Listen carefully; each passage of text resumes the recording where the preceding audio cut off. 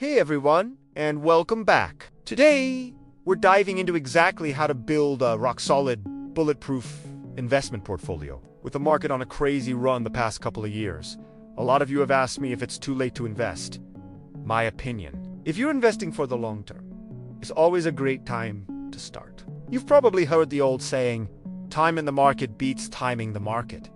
And studies have proven this to be true. So, whether you're a new investor or a seasoned pro, let's build a conservative, long-term portfolio that grows your wealth while still capturing some serious upside. First, for those who want a simple, hands-off approach, you can just buy an ETF that tracks a major index, like the S&P 500. A passively managed ETF like WU is a proven winner over time.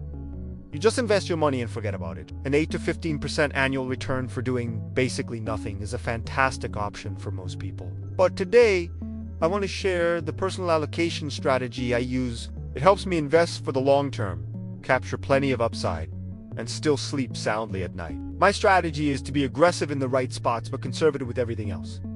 Let's break it down. First up, cash. I aim to keep 10% of my portfolio in cash. This cash is safe, liquid, and ready for when I spot great buying opportunities in the market. It also creates a mental barrier, so I'm only investing with money I've specifically set aside for that purpose. It really helps with my peace of mind. Some people prefer more cash, some prefer none, but 10% works for me. Next, we have the foundation of my portfolio, ETFs.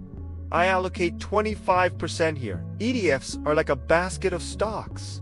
By buying one share of an ETF like WU, you're instantly diversified across hundreds of companies. This part of my portfolio is designed to just chug along, earning a steady average return over the long haul. Besides WU, you could look at VTI for the total US stock market, or even sector-specific ETF. The next biggest slice, at 35%, goes to blue-chip stocks.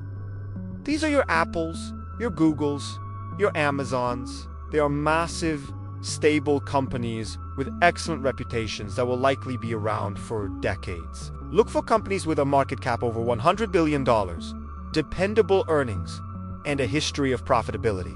These giants anchor your portfolio but still offer more upside than a broad market ETF. For example, Apple and Home Depot have had incredible runs recently. So far, we've allocated 10% to cash, 25% to eat. That's 70% of our portfolio in relatively safe long-term investments. This strong foundation gives us the freedom to take a few more risks with the remaining 30%. This brings us to growth stocks. I put 25% of my portfolio here. A growth stock is a company expected to outperform the market, but it also carries more risk and potential downside. Think of companies with new, game-changing products or unproven revenue streams. Amazon was once a growth stock before it became the blue-chip titan it is today. One of my current growth holdings is It's been volatile, but my research tells me their product is in high demand, especially with long-term government contracts, and they have a strong balance sheet with no debt. Always do your own research before buying any stock. With this 25% allocation, you can go all in on one company you truly believe in, or spread it across a few different ones. That leaves us with the final 5%.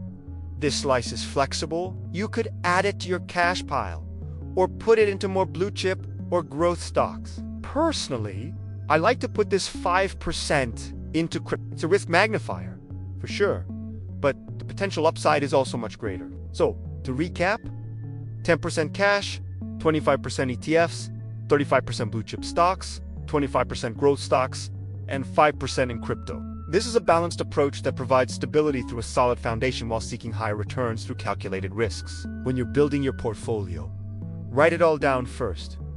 Go in with a plan. Thanks so much for watching. If you found this helpful, make sure to subscribe and check out the resources in the description below. I'll see you in the next video. Peace.